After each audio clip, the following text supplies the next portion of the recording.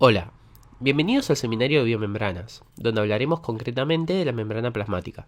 Los contenidos a desarrollar son la importancia biológica de la membrana plasmática, su composición química, el abanico de funciones en las que interviene la membrana, cómo se constituye el movimiento a través de la membrana plasmática y la clasificación de mecanismos de transporte. Por último, diferenciaremos los contenidos expuestos frente a la pared celular. Deben completar el estudio de este tema con el resto del material en el campus junto a la bibliografía recomendada. Comencemos con la importancia biológica de la célula. La célula se halla rodeada de una delgada capa de 6 a 10 nanómetros de espesor compuesta de lípidos, proteínas e hidratos de carbono. Esta es la membrana plasmática. La estructura básica de la membrana plasmática es la misma que el resto de membranas de la célula. Las membranas plasmáticas no son simples barreras internas que solo delimitan la frontera entre célula y medio extracelular, o entre organela y el citoplasma, sino que cumplen múltiples funciones como: constituyen verdaderas barreras que permiten el paso de solutos de forma selectiva, provee el soporte físico para las enzimas insertadas en la membrana. A partir de ellas se generan pequeñas membranas llamadas vesículas que hacen posible el transporte de solutos en el citoplasma. Gracias a la posibilidad de producir vesículas, es que la célula incorpora solutos de gran tamaño a través de la endocitosis y los libera en la exocitosis. Hay componentes en la membrana que permiten el reconocimiento entre células y la formación de adhesiones celulares. Ligado a esto, hay receptores específicos para hormonas, neurotransmisores y factores de crecimiento.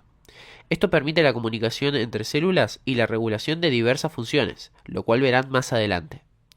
Por lo tanto, es importante que quede claro que la membrana es más que una barrera, siendo una de las estructuras más importantes para el funcionamiento celular.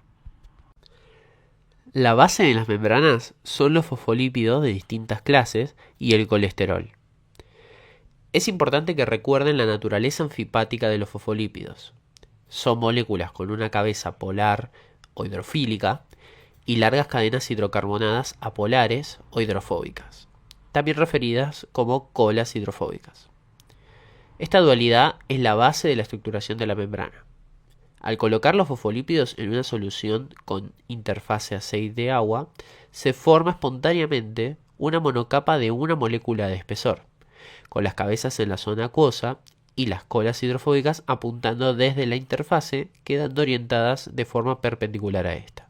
Al realizar el mismo ensayo, pero con una solución totalmente acuosa, observamos que se forma una bicapa de 1 micrómetro de espesor llamado liposoma.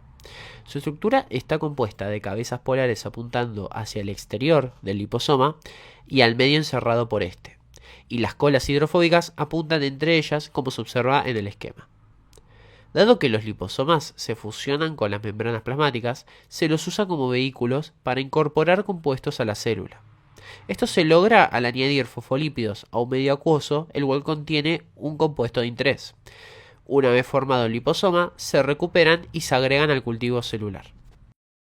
Por último, al colocar fosfolípidos entre dos soluciones acuosas separadas por un tabique completo, se forma una bicapa lipídica artificial que completa la separación entre las soluciones.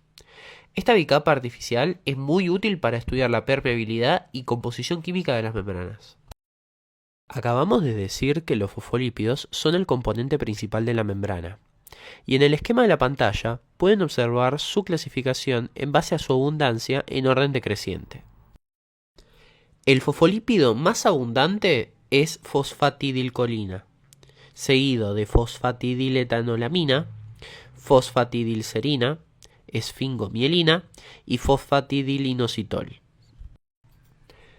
Otro componente cuantitativamente importante es el colesterol, el cual, al ser anfipático, se ubica entre los fosfolípidos con su grupo oxidrilo orientado a la cara acuosa. El dolicol también constituye como ejemplo de lípido especial. Se ubica en la membrana del retículo endoplasmático y es necesario para incorporar oligosacáridos para la formación de glicoproteínas. Los diversos componentes de la membrana también se mantienen en ella gracias a interacciones con tanto las cabezas polares y o las colas hidrofóbicas. Algo muy importante que deben tener en cuenta es que las dos caras de la bicapa lipídica no tienen la misma composición. Por ende, son asimétricas. En la cara en contacto con el citosol predomina la fosfatidiletanolamina, la fosfatidilserina y el fosfatidilinositol. En la capa no citosólica predomina la fosfatidilcolina y la esfingomielina. También la composición cambia de forma cuantitativa o cualitativa según se analice la membrana plasmática o la membrana de algún organoide.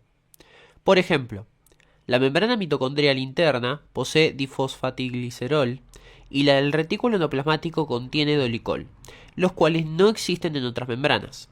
En cambio, el colesterol es muy común en la membrana plasmática, pero no en la mitocondria. A temperatura fisiológica, la bicapa lipídica se comporta como una estructura fluida. Esta fluidez va a aumentar conforme aumente la concentración de ácidos grasos cortos y no saturados. Los ácidos grasos saturados corresponden a aquellos que no poseen dobles enlaces en su estructura, mientras que los insaturados poseen uno o más. La saturación agrupa los fosfolípidos en conjuntos compactos y aumenta la rigidez, y el colesterol produce un efecto similar.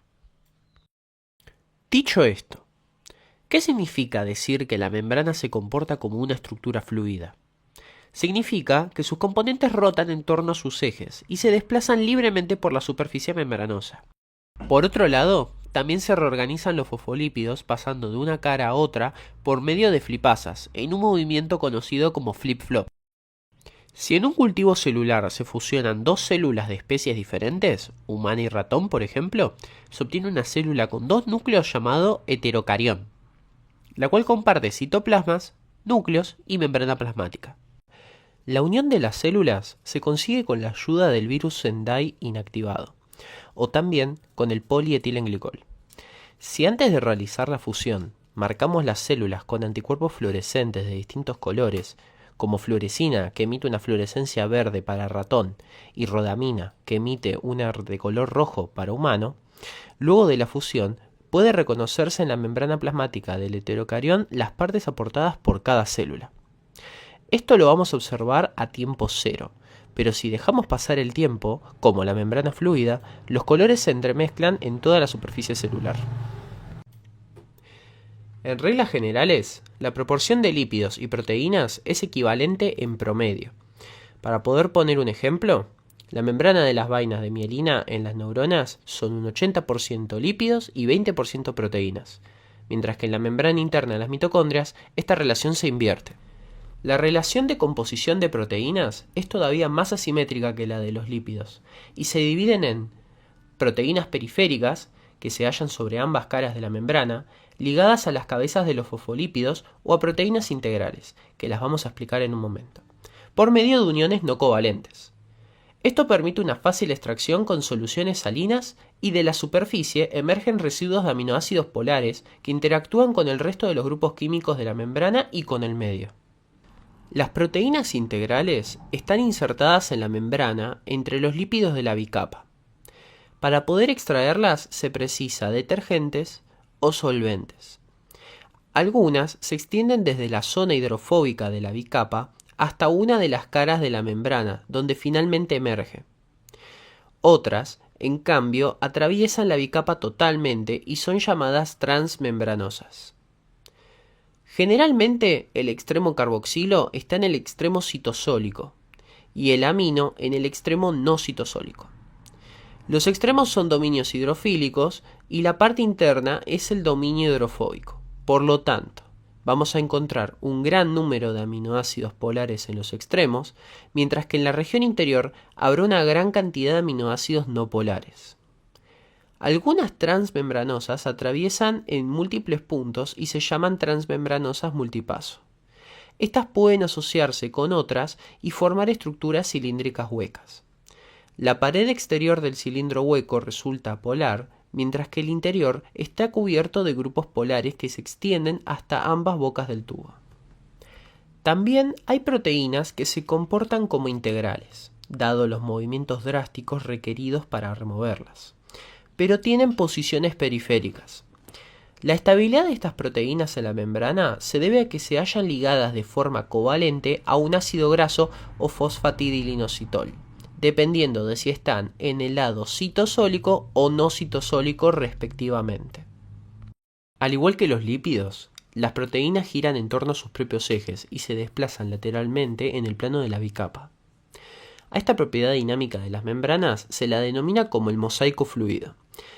La capacidad de migrar por la bicapa indicaría que las interrelaciones químicas entre proteínas y lípidos son efímeras, a pesar que en la mayoría de los casos presentan cierta estabilidad. Por este motivo, se estudió la importancia de los lípidos en el contexto local de las proteínas integrales, llegando a la conclusión de que las proteínas presentan propiedades diferentes cuando se encuentran en la membrana versus cuando fueron aisladas y purificadas. Hay algunos casos específicos de las proteínas membranosas que están unidas directamente a componentes del citoesqueleto. Por lo tanto, quedan inmovilizadas en determinados puntos de la membrana. Ahora, ¿cómo podemos evaluar la fluidez de la membrana? Uno de los estudios más característicos es mediante anticuerpos ligados a fluorocromos, dado que son fáciles de detectar con un microscopio de fluorescencia. Para ello les presento varios experimentos. Por un lado, si se trata de linfocitos con anticuerpos fluorescentes que se unen a receptores localizados en sus membranas plasmáticas, se observa el desarrollo de una especie de capuchón. Este se forma porque los receptores se desplazan por la membrana y se agrupan en un polo de la célula. Desde allí, la membrana puede invaginarse hacia el citosol y formar vesículas de endocitosis. Similar al último experimento, otro método para estudiar el desplazamiento lateral de las proteínas en el plano de las membranas es la técnica de recuperación por fluorescencia después del fotoblanqueo, o FRAP. Aquí, ciertas proteínas se marcan con fluorocromos y un pequeño sector de la membrana es irradiado con rayos láser. Dicho sector es blanqueado, o sea, queda sin fluorescencia, y conforme pasa el tiempo, esa zona es invadida por proteínas fluorescentes provenientes de las regiones no irradiadas. La velocidad de recuperación se calcula con un índice llamado coeficiente de difusión. Las membranas contienen entre 2 a 10% de hidratos de carbono, los cuales se encuentran solamente en la superficie no citosólica de la bicapa lipídica, unidos covalentemente a tanto lípidos como proteínas, es decir, como glicolípidos y glicoproteínas. Los glicolípidos se clasifican en cerebrósidos y gangliósidos. Los cerebrósidos se forman con la unión de una galactosa o glucosa junto a una ceramida. Los gangliósidos son similares, pero el hidrato de carbono no es monosacárido, sino un oligosacárido que contienen de 1 a 3 ácidos siálicos. Las glicoproteínas contienen oligosacáridos o polisacáridos. Los oligosacáridos se hallan ligados a las proteínas a través de enlaces N u O glicosídicos. Habitualmente, los monómeros que están localizados en la periferia de los oligosacáridos son ácidos siálicos, y una proteína puede contener una o varias cadenas oligosacáridas. Los polisacáridos, en cambio, son glicosaminoglicanos y forman glicoproteínas llamadas proteoglicanos. Habitualmente, los proteoglicanos se encuentran en el medio extracelular, pero algunos regresan desde allí hacia la célula y se instalan en la membrana plasmática como glicoproteínas periféricas. Los hidratos de carbono cumplen múltiples funciones en la membrana, pero vamos a enfocarnos en la más notable. Aquellos ubicados en la cara externa de la membrana plasmática forman una cubierta llamada glicocáliz, la cual protege la superficie de la célula de agresiones tanto mecánicas como químicas, como es el caso del glicocáliz de las células situadas en la superficie de la mucosa intestinal, que las protege del contacto con los alimentos y de los efectos nocivos de las enzimas digestivas. Debido a la presencia de ácidos siálicos, posee una carga eléctrica negativa en su superficie. Esto atrae cationes del medio extracelular, los cuales quedan retenidos en la cara exterior de la célula. Esta función es muy notable en células neuronales, donde para mantener el estado de despolarización en su axón requiere incorporar grandes cantidades de iones sodio de forma rápida. Ligado al punto anterior, Como la membrana plasmática circunda varias veces el axón de algunas neuronas para formar la vaina de mielina, los abundantes glicolípidos del glicocáliz contribuyen al aislamiento eléctrico del axón. Algunos oligosacáridos del glicocáliz son necesarios para los procesos de reconocimiento y de adhesión celular. La especificidad del sistema AB0 de grupos sanguíneos se halla determinada por ciertos oligosacáridos muy cortos y parecidos entre sí, presentes en la membrana plasmática de glóbulos rojos. Estos oligosacáridos solo difieren en sus monómeros terminales y están ligados a una proteína transmembrana o una ceramida. En el grupo A, el monosacárido terminal es la N-acetilgalactosamina. En el grupo B es la galactosa, y en el grupo 0 no están los monosacáridos mencionados.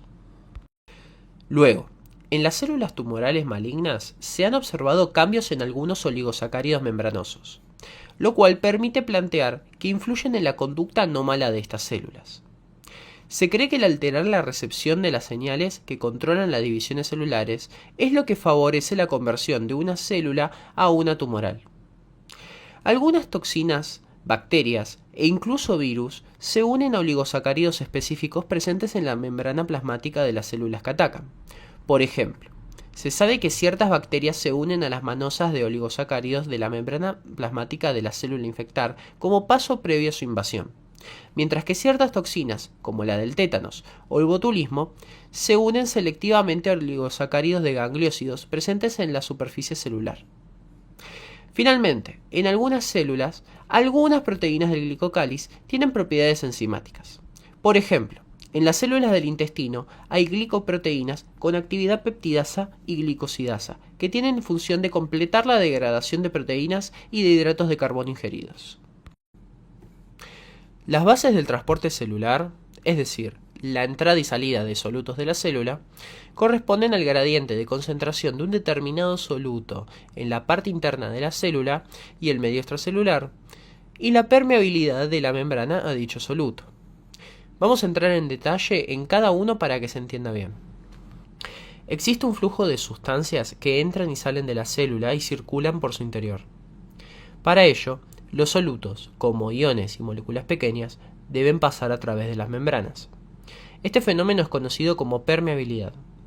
En el caso de las macromoléculas, algunas atraviesan las membranas utilizando canales proteicos llamados translocones. Otros utilizan poros y, por último, pueden salir por medio de vesículas pequeñas. Este último apartado lo verán más en detalle en el capítulo de sistema de endomembranas.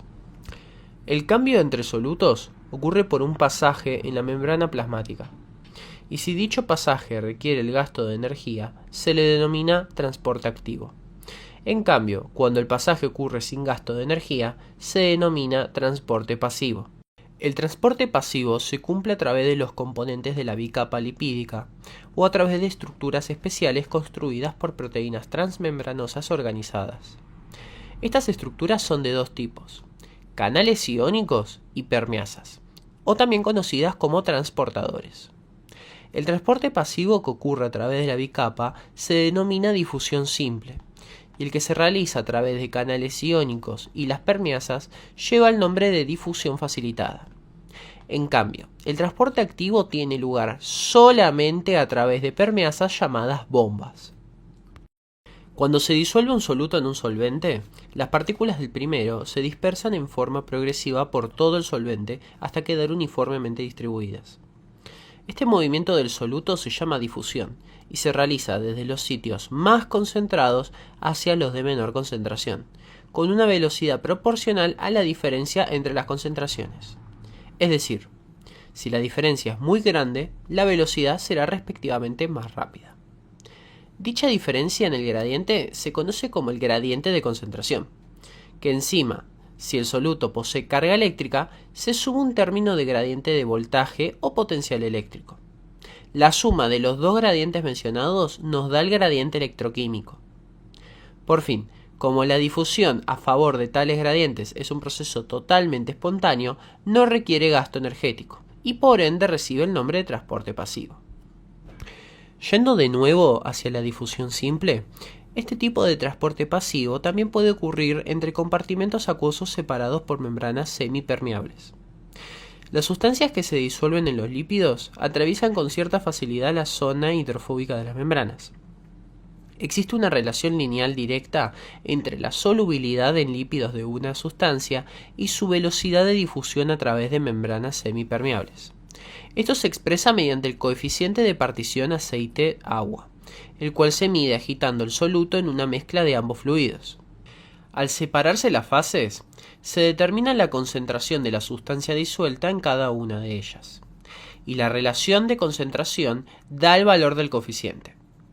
Las moléculas no polares pequeñas, como oxígeno, dióxido de carbono y nitrógeno, difunden libremente a través de las bicapas lipídicas. También lo hacen compuestos liposolubles de mayor tamaño, como los ácidos grasos y los esteroides. E incluso compuestos polares como el glicerol y la urea atraviesan fácilmente las membranas celulares, dado que son moléculas pequeñas sin carga eléctrica. Las moléculas polares difunden en menor cantidad cuanto mayor sea su tamaño. Por ejemplo, las aldoxosas, los aminoácidos y los nucleótidos prácticamente no difunden. Pero en cuanto a los iones, dada su carga eléctrica, se unen varias moléculas de agua, lo cual les impide atravesar la membrana por más pequeños que sean. Ahora, hay un caso muy importante que es el del agua. El agua puede moverse por difusión simple, y dado que ella constituye el solvente en el que se hallan disueltos los solutos y dispersas las macromoléculas, el sentido del movimiento de las moléculas acuosas depende del gradiente osmótico entre ambos lados de la membrana. El gradiente osmótico corresponde a la diferencia de presión generada por las distintas concentraciones de soluto entre ambos lados de la membrana. Por lo tanto, las moléculas acuosas se trasladarán entre ambos espacios hasta equilibrar la concentración de solutos. Dicho esto, en algunos tipos celulares es muy importante mantener una alta permeabilidad al agua, como es el caso de los glóbulos rojos. La alta permeabilidad que presenta se debe a que tienen canales de paso conocidos como acuoporinas. Las acuoporinas están constituidas por 4 proteínas de 28 kilodaltons iguales entre sí. Una de ellas está glicosilada, por lo que su peso es ligeramente mayor, denominadas CHIP por Channel Forming Integral Protein, y cada una está compuesta de 6 alfa hélices transmembranosas. Si bien se sabe que el pasaje del agua a través de las acuoporinas se realiza sin la compañía de iones ni de otros tipos de solutos, no se conocen las bases de esta especificidad. La mayoría de sustancias que atraviesan la membrana a favor de gradiente lo hacen a una velocidad mayor de la esperable si su pasaje fuera únicamente por difusión simple. La diferencia se explica gracias a la presencia de canales iónicos y permeasas. Durante el transporte pasivo por difusión facilitada, los complejos soluto-canal iónico y soluto-permeasa muestran características de especificidad y saturabilidad similares a las de complejos enzima-sustrato.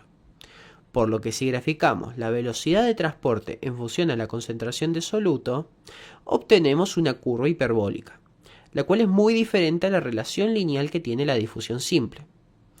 Lo que sugiere la curva hiperbólica es que el proceso de transporte es saturable. Al igual que con las enzimas, se puede definir la constante Km como la concentración de soluto en la que se alcanza la mitad del valor de la velocidad máxima de transporte. A menor valor de K, mayor es la afinidad y viceversa. Yendo ahora a los canales iónicos, estos existen en todas las células, tanto en membranas plasmáticas como en organelas. Son altamente selectivos, de modo que hay canales específicos para cada tipo de ion, y los que más abundan son para el potasio. El flujo de un ion es impulsado por el gradiente electroquímico, y dado que el lado citosólico de la membrana plasmática es electronegativo con respecto al lado exterior, se favorece el ingreso, o se dificulta el escape, de iones con carga positiva, y la situación inversa ocurre para los iones con carga negativa. El gradiente de voltaje se opone a la salida del potasio de la célula, mientras que el gradiente de concentración la favorece. Cuando se equilibran estas fuerzas, el gradiente electroquímico es igual a cero y se detiene el flujo del ion. Esto se puede estudiar mediante la ecuación de Nernst. La mayoría de canales iónicos no están abiertos de forma permanente, dado que tienen un dispositivo de apertura y cierre semejante al de una compuerta. Algunos lo abren como respuesta a un cambio del potencial eléctrico de la membrana, llamándose dependientes de voltaje. Y otros abren en respuesta a una sustancia inductora que puede venir tanto del lado citosólico como no citosólico, llamándose dependientes de ligando. La estructura del canal iónico se asemeja a un cilindro hueco, donde en el punto del conducto se alcanza un diámetro muy pequeño que le da la especificidad al canal. Existen moléculas con la propiedad de incorporarse a las membranas biológicas y aumentar la permeabilidad a diversos iones, conocidas como ionóforos. Son moléculas de tamaño relativamente pequeño con una superficie hidrofóbica que permite insertarse en la bicapa. Hay ionóforos móviles y otros formadores de canales. Los móviles atrapan al ion de un lado de la membrana, lo engloban en el interior de sus moléculas, giran 180 grados en la bicapa lipídica y lo liberan del otro lado de la membrana. Los formadores de canales son conductos hidrofóbicos que permiten el pasaje de cationes monovalentes, como protones, sodio y potasio. Yendo a las permeasas, estas están comúnmente integradas por varias proteínas transmembranosas multipaso, al igual que los canales iónicos. Cada permeasa posee un sitio de unión específico para una o dos clases de soluto, accesibles desde ambas caras de la bicapa. La fijación del soluto produce un cambio conformacional en la permeasa, lo cual transfiere el material desde un lado a otro de la membrana. Existen tres clases de permeasas: monotransporte, que transfieren un solo tipo de soluto; cotransporte, que transfieren dos tipos de solutos simultáneamente, ambos en el mismo sentido; y contratransporte, transfieren dos tipos de solutos simultáneamente, pero en sentidos contrarios, uno para el citosol, otro para el medio extracelular. Es importante que recuerden que en los casos que se transfieren dos tipos de soluto, la transferencia está acoplada. Es decir, sí o sí tienen que transportarse ambos solutos, no puede transportarse uno solo. Ahora, unos ejemplos prácticos para recordar estos transportes. El transporte de glucosa en la membrana de la mucosa intestinal es un ejemplo de monotransporte, mientras que en la misma membrana tenemos el cotransporte de sodio y glucosa. Otro ejemplo de cotransporte es el de sodio y protones a través de la membrana plasmática de casi todos los tipos celulares. Por último, el contratransporte de cloro y carbonato por una permeasa de la membrana plasmática de los eritrocitos, o el contratransporte de ADP y ATP en la membrana interna de la mitocondria. Ahora, para hablar de transporte activo, tenemos que hablar de gasto de energía. Este tiene lugar a través de permeasas especiales llamadas bombas, las cuales cuentan con las tres clases de permeasas mencionadas anteriormente: mono, co y contratransporte, y se ven limitadas en su velocidad de transporte de la misma forma que con la difusión facilitada. Vamos a ver el ejemplo más práctico de las bombas, la bomba sodio-potasio. Esta bomba es un sistema de contratransporte, el cual mantiene el potencial eléctrico de la membrana plasmática. Su forma de trabajo es expulsar sodio al espacio extracelular e introducir potasio desde este. El complejo está integrado por 4 subunidades, 2 alfa y 2 beta, que son proteínas integrales de la membrana plasmática. La subunidad alfa pesa 100 kilodaltons y la beta pesa 45 kilodaltons, pero presenta cadenas de oligosacáridos en el lado extracelular. La bomba se inactiva al aislarla de la membrana, lo cual indica que los lípidos vecinos son requeridos para su funcionamiento. La subunidad alfa presenta sitios específicos para sodio en sus extremos citosólicos y sitios específicos para potasio en sus extremos no citosólicos. Como el transporte es acoplado, no se puede transportar el sodio sin potasio, por lo que se transportan ambos solutos en contra de su gradiente. Como el sistema necesita energía, la recibe de la hidrólisis de ATP, la cual cataliza la bomba. Dicha catálisis no solo requiere la presencia de sodio y potasio, sino que también de magnesio. el ATP se une a la región citosólica de la subunidad alfa, y cada hidrólisis de ATP produce el transporte de 3 iones de sodio hacia el medio extracelular y 2 iones potasio hacia el medio intracelular. Ahora, si agregamos mucho potasio en el citosol y mucho sodio en el medio extracelular, y sumáramos ADP y fosfato, la bomba actuaría como una ATP sintasa. Las ATP sintasas son proteínas las cuales poseen la capacidad de catalizar la formación de ATP. Volviendo al funcionamiento normal, ¿notaron que la bomba envía 3 cationes fuera e ingresa 2? Esto genera una diferencia de voltaje, donde el lado citosólico es más electronegativo que el lado extracelular. A este tipo de bombas, que genera potenciales eléctricos de membrana, se las conoce como electrogénicas. Ahora, la explicación mecánica del funcionamiento de la bomba es la que mejor se ajusta a los resultados experimentales. En las subunidades alfa existen sitios de alta afinidad para 3 iones sodio, ATP y magnesio fácilmente accesibles desde la superficie citosólica de la membrana plasmática. Cuando se produce la hidrólisis del ATP, el ADP se libera y el fosfato se une a un ácido aspartico de la subunidad alfa, lo cual propicia la fijación de 3 iones sodio a la subunidad. Se produce un cambio conformacional en la estructura de la permeasa, lo que provoca que los iones sodio queden expuestos al medio extracelular, y como además disminuye su afinidad por la subunidad alfa, estos se desprenden hacia el medio extracelular. Mientras eso ocurre, 2 iones potasio se fijan a la subunidad alfa y producen que se libere el grupo fosfato ligado al transportador. Esto produce que se recupere la conformación original, presentando los iones potasio al citosol. Como esto también baja su afinidad por la subunidad, los potasios se liberan y difunden al medio citosólico. Para poder inhibir la bomba, lo cual es requerido en algunos estudios de miocardios, se utilizan fármacos como la ouabina y digitoxina, los cuales bloquean el contratransporte en concentraciones mayores a 10 a la menos 5 molar. Esto funciona ya que los fármacos compiten por el espacio del potasio en la bomba, y al ingresar evitan que se libere el grupo fosfato. Esto reduce la salida de sodio por bloqueo del sistema, lo que reduce el ingreso de sodio por medio del contratransporte sodio-calcio.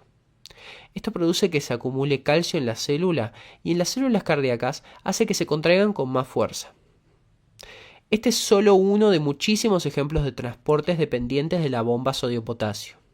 Otro ejemplo clásico es el transporte de glucosa, tanto el mono como cotransporte, en el epitelio intestinal, el cual fue detallado en el video explicativo. Yendo a otro ion como ejemplo, tenemos el caso del calcio. Este catión está en una concentración muy baja en el medio citosólico gracias a bombas que lo expulsan. Estas bombas están presentes tanto en la membrana plasmática como en la membrana del retículo endoplasmático. Se llaman bombas de calcio y expulsan el calcio intracelular hacia el medio extracelular o hacia el interior del retículo endoplasmático. Al igual que la bomba de sodio-potasio, tiene sitios específicos. Otro ejemplo que verán más en detalle en la parte del sistema de endomembranas es la bomba de protones en el interior de los endosomas y lisosomas, la cual es crucial para la activación de sus enzimas hidrolíticas, las cuales solo se activan cuando el pH se reduce respectivamente a 6 y 5. El bombeo de protones es un transporte activo y por ende requiere ATP, enviando protones desde el medio extracelular al interior del endosoma/lisosoma. Otro ejemplo importantísimo de transporte activo es el traslado de protones a través de la membrana interna de la mitocondria durante el avance de los electrones en la cadena respiratoria. En este ejemplo, la energía provista proviene de la cadena respiratoria, no de la hidrólisis de ATP. En cambio, el ATP acá es sintetizado cuando retornan los protones hacia la membrana mitocondrial pasando por un transportador pasivo asociado a una ATP sintasa. Como un último ejemplo de transportador activo, tenemos a las proteínas MDR o Multiple Drug Resistance. Estas proteínas tienen actividad ATPasa. Son transportadores que se encargan de expulsar solutos tóxicos desde el citoplasma de la célula hacia el exterior. Dicho de otro modo, para lidiar con, por ejemplo, una bacteria, utilizamos antibióticos como ampicilina. Si las bacterias poseen un cassette de resistencia en su genoma, van a expresar estas proteínas y cuando se alojen en la membrana van a bombear esa ampicilina que entró a la bacteria hacia el medio extracelular, nulificando el efecto de la droga. De esta manera, terminamos con los conceptos relacionados a la composición, la función y los mecanismos de transporte a través de la membrana plasmática. Ahora vamos a ver unas características de la pared celular. Una diferencia clave entre eucariotas animales y vegetales es la presencia de una pared celular alrededor de la membrana de la célula vegetal. Además de servir como sostén y protección, una de sus funciones principales es regular el balance entre la presión osmótica intracelular y la tendencia del agua de entrar al citosol. Además, la pared interviene fuertemente en la diferenciación de la célula vegetal en distintos tipos celulares, como células del cámbium, los vasos del floema y los vasos del xilema. La composición de la pared en células vegetales se basa en microfibrillas hechas de celulosa. Son cadenas rectas de polisacáridos formadas por glucosa ligadas en los enlaces beta 1,4. Las cadenas se llaman cadenas de glucano, que mediante uniones hidrógeno intra e intercelular forman las microfibrillas. Las microfibrillas se unen entre sí y forman un enrejado semicristalino que se combina con proteínas y polisacáridos no celulosoicos para formar la pared. Los polisacáridos principales fuera de la celulosa son sustancias pépticas solubles en agua que contienen galactosa arabinosa y ácido galacturónico, y hemicelulosas compuestas por glucosa, silosa, manosa y ácido glucurónico. La lignina, el componente principal de la madera, se encuentra solo en las paredes de las células maduras y está formado por un compuesto aromático derivado de la polimerización de fenoles. Algunas paredes pueden tener sustancias cuticulares y depósitos minerales. Y en hongos y levaduras, la matriz de la pared celular contiene quitina, un polímero de glucosamina que también se encuentra en el exoesqueleto de insectos. Los componentes principales de la placa son la pared primaria, la cual comienza a formarse con la división celular a partir de la placa celular, que aparece durante la telofase en el plano ecuatorial entre futuras células hijas. La placa se compone de vesículas del complejo de Golgi que se alinean en el plano ecuatorial de la célula y forman el primer rudimento. Esta capa solo contiene pectina. Luego, cada célula hija deposita otras capas compuestas por pectina, hemicelulosa y un retículo laxo de microfibrillas celulosoicas orientadas transversalmente con respecto al eje mayor de la célula. Este conjunto constituye la citada pared primaria. Solo cuando la célula alcanza su madurez aparece la pared secundaria, que comprende materiales agregados sobre la superficie interna de la pared primaria, como espesamientos localizados u homogéneos. La pared secundaria queda formada por celulosa, hemicelulosa y pocas sustancias pépticas. La diferenciación del xilema se produce por la infiltración de lignina en los espesamientos localizados, reemplazando al agua infiltrándose en la matriz y las microfibrillas. Por lo tanto, cuando la pared se lignifica, la célula vegetal muere. Ahora, ¿de dónde provienen los componentes? Se han descrito dos vías principales para la biogénesis de la celulosa y otros componentes. Una comprende el complejo de Golgi, donde su intervención es evidente en ciertas algas cuyas paredes están formadas por escamas. Estas tienen un material amorfo y un retículo microfibrilar radial asociado con otro que es espiral. Las membranas del complejo de Golgi polimerizan cadenas de glucosa para formar microfibrillas de celulosa por medio de glucosiltransferasas. Y luego las microfibrillas se organizan en escamas y se liberan hacia la superficie. La otra vía está asociada con la membrana plasmática, la cual es el sitio más frecuente para la síntesis de celulosa. Esta vía no descarta en ninguna forma las funciones esenciales que desempeñan el retículo endoplasmático y el complejo de Golgi, ya que las glucosiltransferasas son sintetizadas en ribosomas asociados al retículo, luego se dirigen al Golgi y finalmente a la membrana, donde allí es que se forman las microfibrillas celulosoicas. Para cerrar el video, antes se señaló que en los hongos y levaduras la pared posee quitina. Este polisacárido es sintetizado por la enzima quitina sintetasa en presencia de UDP-acetilglucosamina. La enzima se activa por proteólisis y por la luz, y se ha localizado en los quitisomas, unos organoides vesiculares de 40 a 70 nanómetros de diámetro que parecen ser el medio de entrega a los sitios de síntesis en la superficie celular. Por lo tanto, en esta clase vimos la membrana plasmática bajo el modelo del mosaico fluido, analizando su composición química simétrica y funciones biológicas. Además, profundizamos en las bases del transporte celular, diferenciando los mecanismos pasivos y activos. Finalmente, contrastamos estas propiedades con la estructura rígida y síntesis de la pared celular vegetal. Espero que el seminario les haya servido. Una vez más, por favor, revisen el resto del contenido, consulten el material recomendado y por favor dejen sus consultas en los foros. Hasta la próxima.